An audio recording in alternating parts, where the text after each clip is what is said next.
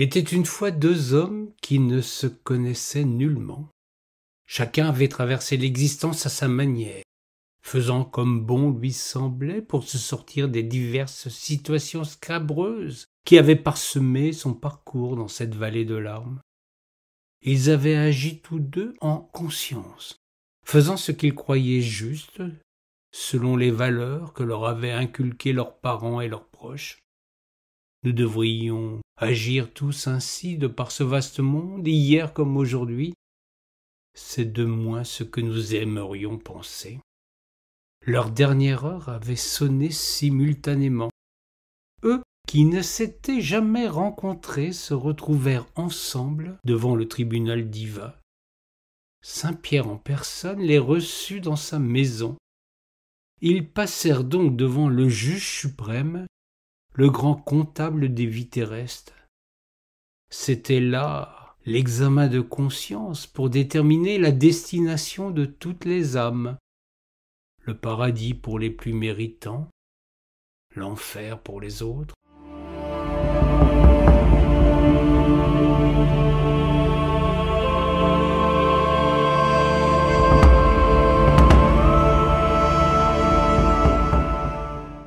Le premier s'appelait Théodebert et le second Béranger.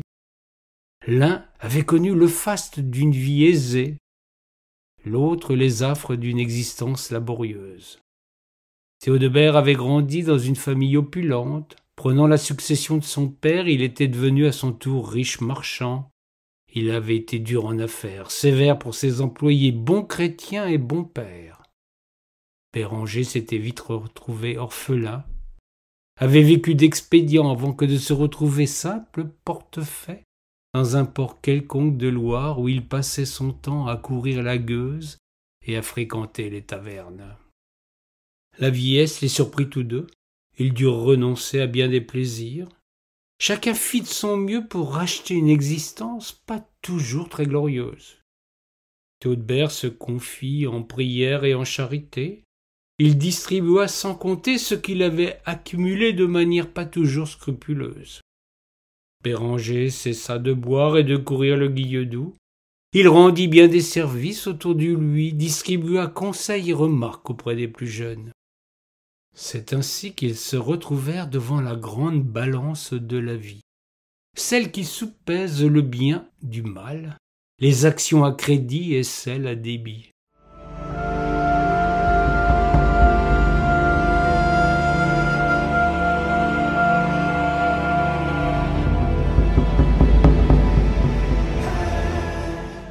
Ce fut Théodebert qui passa le premier et le fléau resta en parfait équilibre.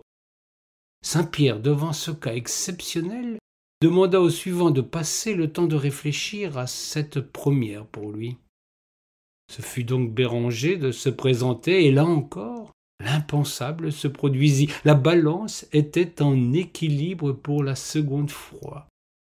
Saint-Pierre n'en croyait pas ses yeux, tandis que saint Thomas se précipita pour se rendre compte de par lui-même de ce double prodige. Théodebert et Béranger ne pouvaient être orientés. Leur vie sur terre s'était achevée alors que leur bilan personnel affichait un résultat parfaitement nul. Il leur fallait retourner sur terre pour choisir leur futur avec 3 comportements d'exception. Les petits gestes du quotidien, cette fois, ne leur seraient pas imputés. Ils devaient acheter leurs éventuels saluts par des actions d'éclat. Ils comprirent tous deux l'enjeu de cet étrange sursis et retrouvèrent leur enveloppe charnelle.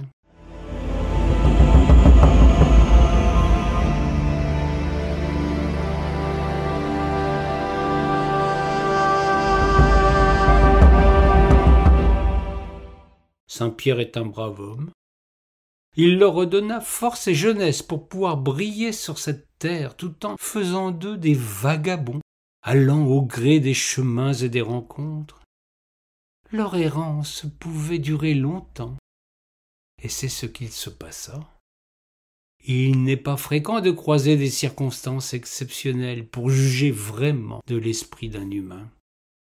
Curieusement, alors qu'ils étaient en des lieux différents, ils vécurent simultanément, une fois encore, des événements identiques. C'est ce que je vais vous narrer ici. Que ceux qui se montrent incrédules ou simplement dubitatifs passent leur chemin. Il est des choses qui ne peuvent s'expliquer, et pourtant elles sont.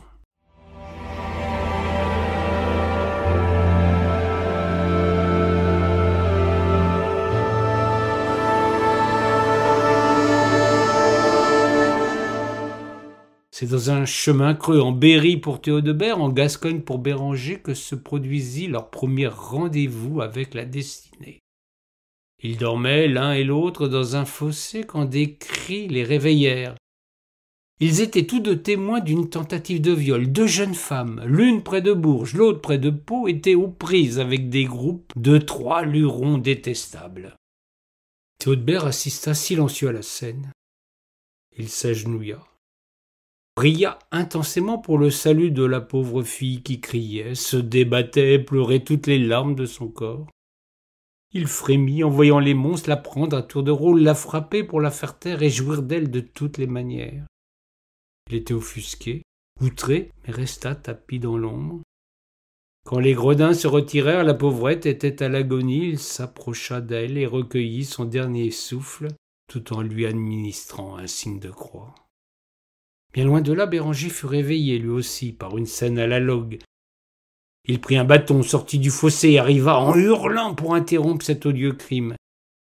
Il frappa, se démena, tant et si bien qu'il mit en fuite les 3 salopards. La jeune fille, saine et sauve, le remercia d'un chaste et profond baiser avant que de poursuivre son chemin.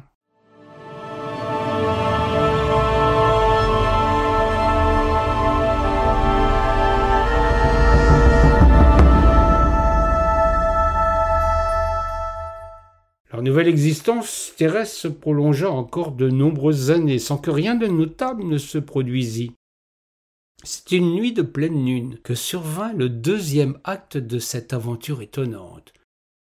Pour Béranger, c'était en Provence, pour Théodebert, dans les Ardennes. Ils allaient ainsi de partout le pays sans jamais trouver le repos. Dans une vieille masure isolée, une fumée noire s'échappait de la cheminée. Béranger s'approcha et vit que des chauffeurs, des brigands sans foi ni loi, avaient glissé les pieds d'un pauvre couple dans l'âtre de la cheminée.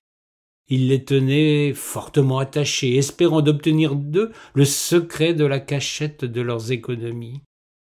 Béranger entra sans faire de bruit, et arrivant derrière les bourreaux, n'hésita pas à les oxyre avec une hache qu'il avait trouvée dans la remise. Il tenta également, tant bien que mal, de panser les pieds de ces pauvres gens et reprit son chemin. Théodebert assista à une scène analogue. Les brutes avaient atteint leur objectif. À bout de douleur, les pauvres gens venaient d'avouer la cache où ils dissimulaient le peu qu'ils avaient mis de côté. Les bandits avaient obtenu ce qu'ils voulaient, ils s'en étaient allés, non sans avoir égorgé les malheureux. Quand Théodebert entra dans la pièce, il se contenta de les coucher sur leur lit et de leur glisser un crucifix dans les mains. Il pria pour leur salut et poursuivit son parcours.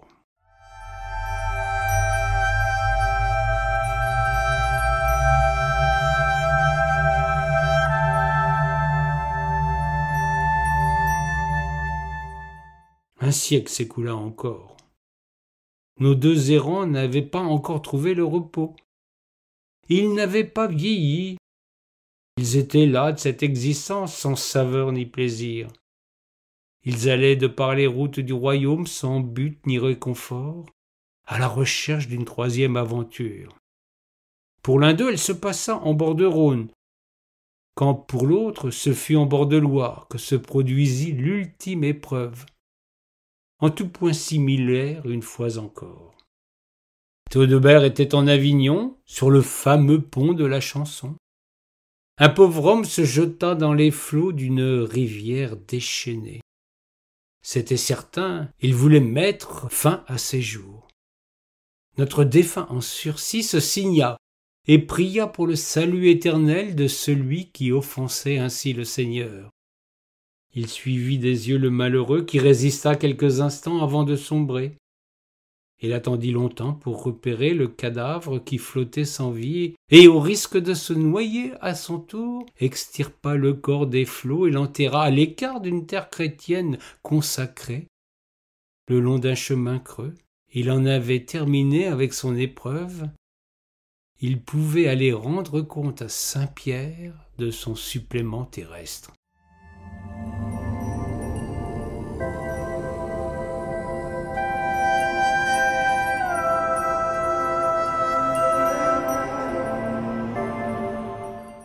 Béranger était à Tours, sur le grand beau pont de pierre, quand un désespéré, là encore, plongea dans les eaux tumultueuses d'une Loire en furie. Ne craignant rien pour sa propre vie qui n'était qu'en sursis, l'ancien portefaix plongea à son tour et, au prix d'un effort considérable, parvint à sauver le malheureux. Il se laissa porter par le courant et, après une longue dérive, le déposa en terre, en lui faisant jurer de ne pas recommencer. Lui aussi en avait terminé et pouvait retourner au jugement second.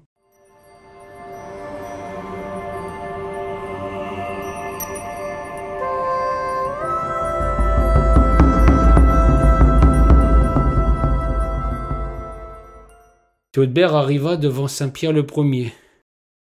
Le saint homme le reconnut et jugea de ses 3 comportements exceptionnels afin de savoir vers quelle succursale le diriger. Il soupesa ses réactions, le félicita d'avoir fait preuve de compassion et de charité chrétienne. Ses prières avaient certainement aidé les malheureux dans leur dernière épreuve. Son souci d'accompagner leurs morts dans le respect de la religion méritait éloge et reconnaissance. C'est vers le paradis que Théodebert fut aiguillé.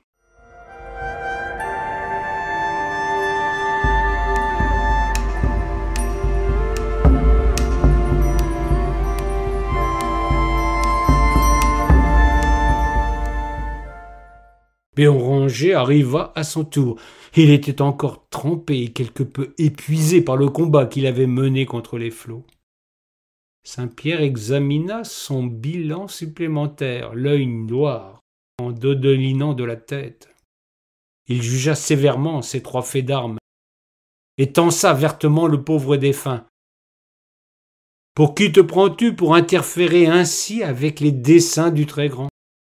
Tu t'es permis de détourner ces 4 personnes de leur destinée. Tu as pensé, sans doute de bonne foi, qu'il t'appartenait de modifier ce que Dieu avait prévu pour cela. Tu as fait preuve de beaucoup d'immodestie et d'une énorme prétention. »